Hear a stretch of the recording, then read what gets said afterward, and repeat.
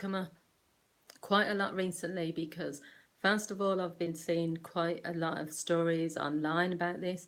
I've been learning more myself because I do work with um, young people and adults who struggle with depression, but I didn't even know the levels of depression amongst students. And it makes sense in a way because obviously there are lots of factors that would contribute towards student depression and suicide. But one example is this morning there was a statistic that I saw when I was online, and it said that in China, one of the biggest forms of deaths for young people is through suicide. Now, if that sort of statistic was anywhere else in the world and it was recorded, you know, if there was a statistic that said more young people die from being killed by their parents or from road traffic accidents, then I'm sure the government would step in and say, well, you know, we've got to do something about this. When it comes to depression and suicide, things are changing because there are many qualified counsellors and pastoral support services within colleges and universities. I think the issue is lots of the factors that lead up to people becoming depressed or committing suicide at university and college isn't always addressed. So what I'm going to look at first is some of the factors that contribute towards the depression and suicide, and then some of the solutions. Now, because there are so many things to discuss, I don't want to make this a long video. This is kind of an introduction to this topic.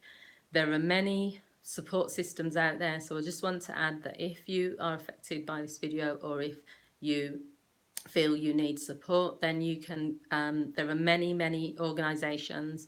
There's telephone counselling that you can access, there's helplines. All you have to Google in really is the words suicide and depression, help, support, and then there'll be lots of things that come up. I can't think of general organisations to hand. I know that the Samaritans is a key one that everyone is familiar with.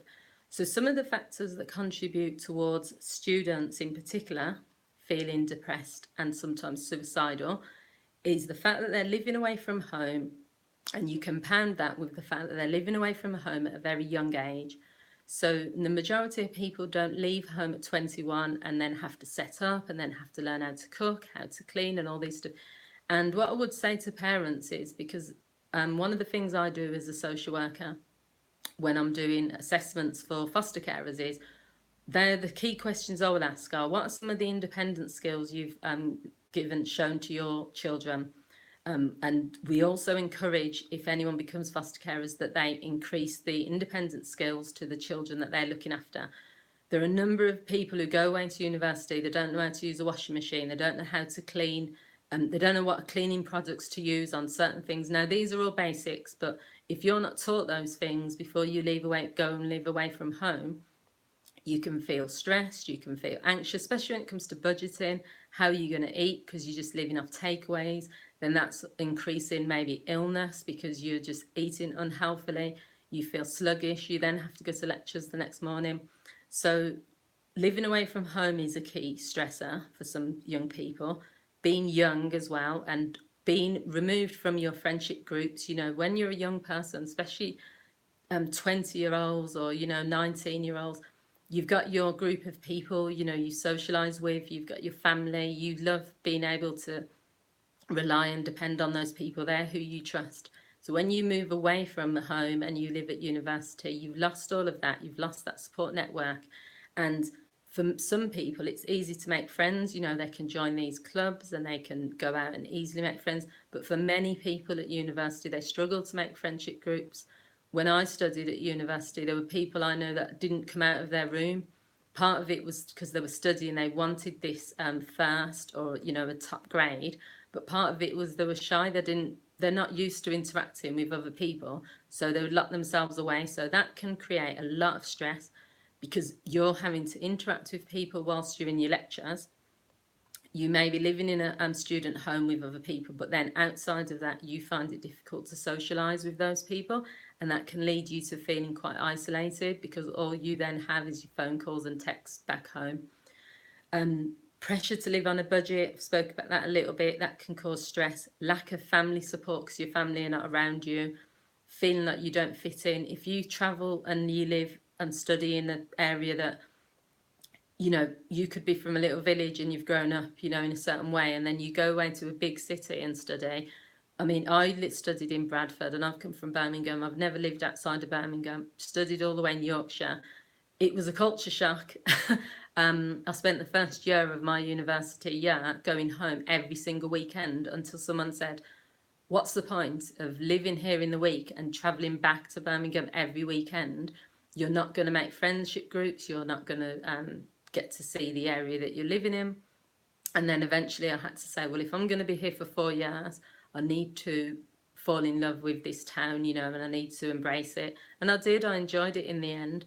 But for some people, they can't do that because the homesickness, that feeling of being homesick, is too strong, and that can cause depression, you know, for people if they don't tackle it. And they might not have the means or the finances to travel back home, if they're studying somewhere really far away. And you also have to think about foreign students as well.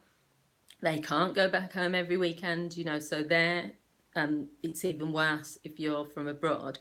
Then another thing is exam pressure. So the two key things I would say in this area that contribute the most, I would say, is pressure in terms of the exams that you have to take as a student, and the pressure to succeed, which is part of it coming from yourself, but pressure from family to do well. You know, I've met with many clients over the years who maybe their mother was a doctor, their grandmother was a doctor, their great grandfather was a doctor, the whole family, are destined to become doctors.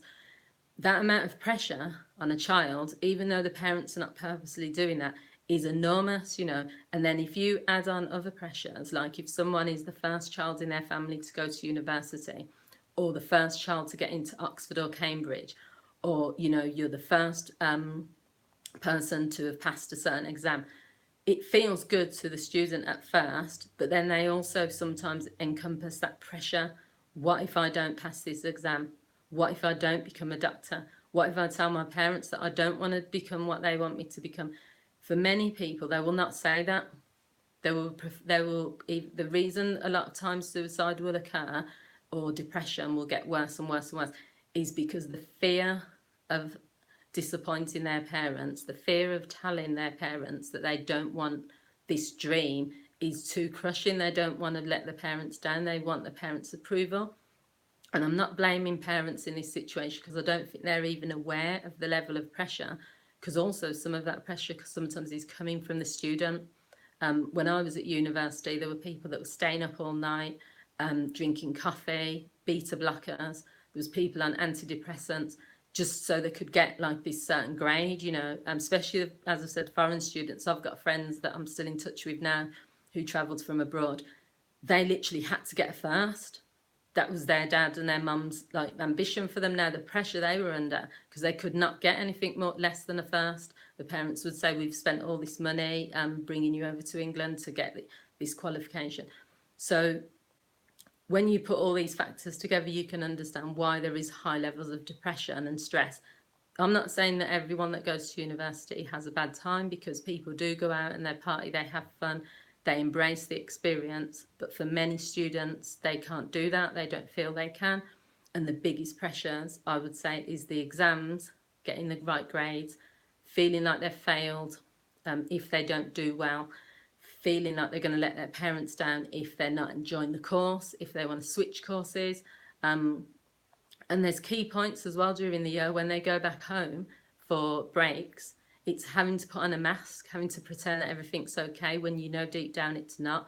That can create a lot of issues, really. Right, my battery's dying. So the solutions are to talk to your peers. You know, if you can't talk to a counsellor, or you feel like you can't talk to anyone on campus, then speak to your peers. They'll understand, because they're probably going through the similar things themselves. Don't allow things to get on top of you from the beginning. If something is stressing you out, don't leave it to the last minute for everything to pile up. Start at that beginning stage when things at first start to get on your nerves. Take breaks. Enjoy the experience of being a student. You know, it doesn't always have to be work, but speak to your parents. If it's too much, this pressure to succeed, you need to speak to them, because they would rather have you alive than you commit suicide because you feel that you can't speak to anyone. Don't allow yeah, things to get on top of you, be patient, and yeah, basically talk. So all I've said is that to end this live, college and university is just a chapter in your life, really. So find ways to maneuver it. Don't leave it too late to seek help. Treat it as though this is just one chapter in my life. I'm going to go on to do bigger and better things and have a brighter future. You know, what's the worst that can happen if you leave your course and you end up having to take a job somewhere else or do something different? It's not the end of the world. It might feel like it is at the time, but I'm sure your parents and everyone around you would prefer you to be alive. They would prefer you to be healthy and happy than for them to lose you because you felt that this course was everything in your life. So I hope you found this video useful. My battery is about to die, that's why I've sort of ended this, but please leave your comments. I'll leave all my details below as always, and I'll see you all again soon. So thanks for watching, guys. Take care and enjoy the rest of your day. Bye.